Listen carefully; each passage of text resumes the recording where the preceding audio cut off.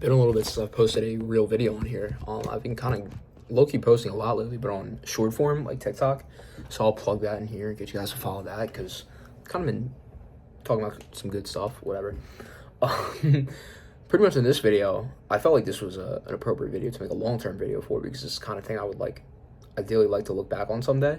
But I want to talk about kind of everything I've learned so far as a new manager. I mean, we kind of have a team, 3 people, along with like 20 contract videographers that are I would consider them more, they're not the internal team, but they are a part of the team. They're still people I'm managing, etc. So whatever. I'm just gonna talk about everything I'm learning. It's everything I'm learning as a new manager so far. I mean, it's kind of like two main things I've really taken away. And I think, if you're managing a team, if you're new to owning a business and you kind of have to deal with people, 2 things you can take away.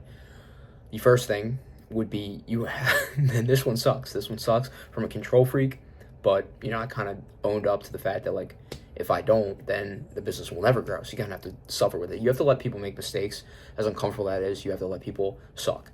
2 of the things I recently offloaded were someone's now handling our social media posts and responding to the comments, and someone is kind of splitting with me the job of recruiting and reaching out to applicants, because we're running a lot of job ads right now, so we're getting a lot of applicants per day, and I can't really reach out to everyone, along with managing the people that are already coming in and getting them set up with our training and stuff like that. So I've had to offload part of that. And within the first week or 2 weeks of doing that, so many things they've done so wrong. And that's okay. But you have to be okay with that. Because what I've seen is for example, the kid who's answering the comments, a couple times he just answered comments in a way that I wouldn't have wanted him to answer the comments at all. Why are you saying this? Don't say that. And that's okay. So I kind of just lightly pointed out. I don't make a huge deal out of it. I'm just hey, and I'll try to compliment too. I'll compliment a part of what they did first. And I'll be oh, you did this really well. For this, I would prefer you say this. And you can't just be oh, you did this completely wrong. What are you doing? You have to tell them what to do next. And I guess my whole hypothesis and hunch behind this is that the more reps I kind of put into this, and the more I'm kind of just massaging their brains into learning how I would do things, they'll eventually be able to replicate things the way I do, if not better. For the recruiting example, the kid didn't really know how to use the platform, and he double messaged 5 applicants, and he was following up with people. If I had someone who was an instant applicant, didn't answer my original message, he followed up with him 5 hours later, hey, are you still interested? I'm breathe, bro, breathe. We're waiting to hear back from him. He's fine. He's probably just out doing something. But it's just kind of what am I going to do about it? What am I going to do? Am I going to, is this the hill I'm going to die on? I'm going to be answering comments and recruiting people my whole entire life? No, because the business will never grow. So you kind of have to put people into those roles. And I'm not saying they're less important. I mean, recruiting is extremely important, and our social media branding, very important. They're 2, honestly, really important things that I'm handing off. But you have to have a way to I'm saying have to. I shouldn't say have to. I'm saying this is my experience. This is what I'm going through. You have to be okay with the fact that they're not going to get things right. And it sucks. It sucks. I hate it. Very uncomfortable. But what are you going to do about it? Nothing, besides you're going to teach them how to do it differently in a way that you would prefer it being done. So that's really lesson number 1. It's people are going to mess things up. You can't just jump ship when they mess up. You can't take it back immediately. As much as I would like to, you can't just be all right, I'm going to do this. I'm going to do this all. No. You have to provide, ChatGPT, I use ChatGPT a lot. And this sounds crazy. ChatGPT thing pretty much said, you have to give these people, when I was trying to figure out, all right, what are the things I'm going to delegate to these people? It was you have to give them ownership lanes. So an ownership lane, you're responsible for that. This is your thing. I'm going to oversee it. I'm going to make sure everything looks okay. But this is yours. You own this. You own this part of the business. And kind of framing it to them in that way leads nicely to my next point, which is people have to be aligned on what we're doing. They have to understand what's going on. And I've recently been doing this. I've been managing for about 3 months now. I would say legit a manager. My primary job title / role within this business has been a manager for probably 3 months. And I've been having meetings. Weekly meetings. With each of the 2 people on my team, going over specific stuff to their role, kind of mapping out the week, what they have to do, etc.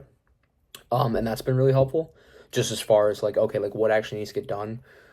It sounds so simple, but like I said, I'm a new manager, so these are just my findings, the things I'm doing, I guess. And then like casting a vision, and I'm really trying to nail into them focus. Like we're only doing these things, but you have to do them to the best of your ability because they're important. They're the important things. So that's why we're doing them. And I mean, I think that's one of kind of my developing strong suits. Like it's really starting to become a strong suit of mine. Is like figuring out what fires can burn. Like we don't have to worry about that, but this we have to like perfect.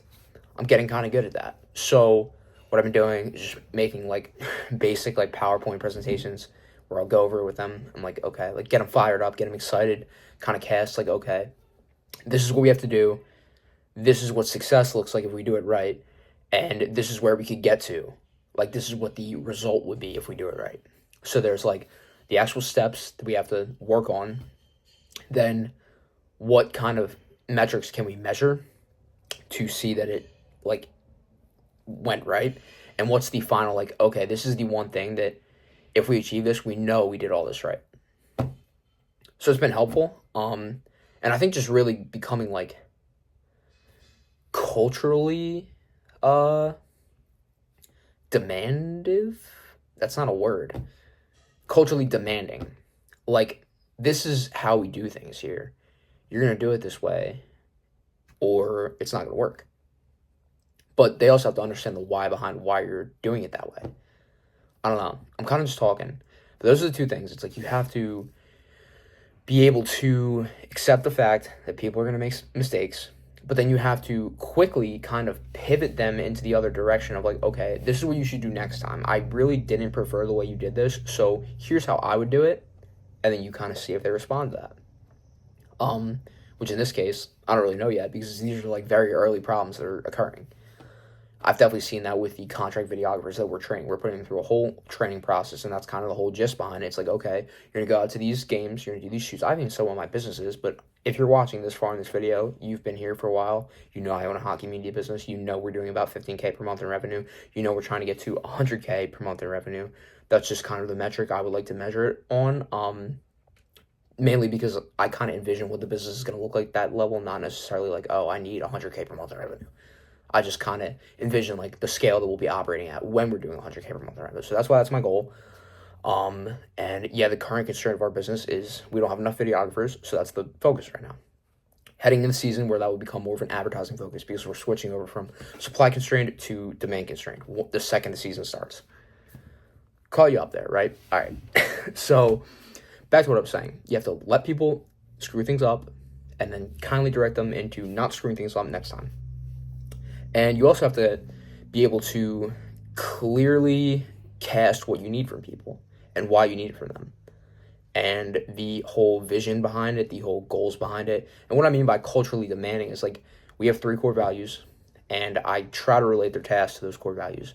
And I also try to relate the tasks they're doing to the goals we're trying to achieve. And overall, I've seen that works pretty well. It gets them to care. It gets them to become owners of those tasks.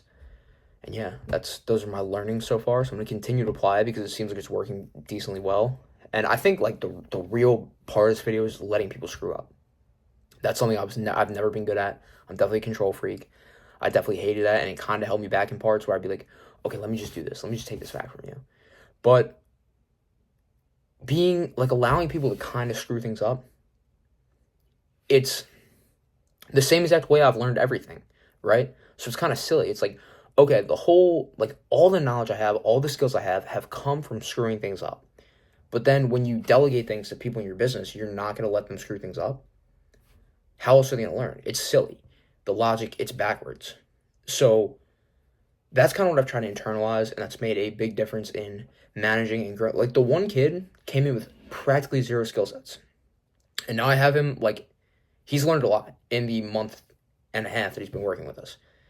The other kid came in with a completely different set of skills, but I saw he had the eye for, like, certain parts of the business we were working on. So I tried to kind of, like, widen his scope of what he was dealing with, where he had started as just a videographer / editor, where he was just, like, contract, just doing that stuff. But I saw, like, he would be good inside the business.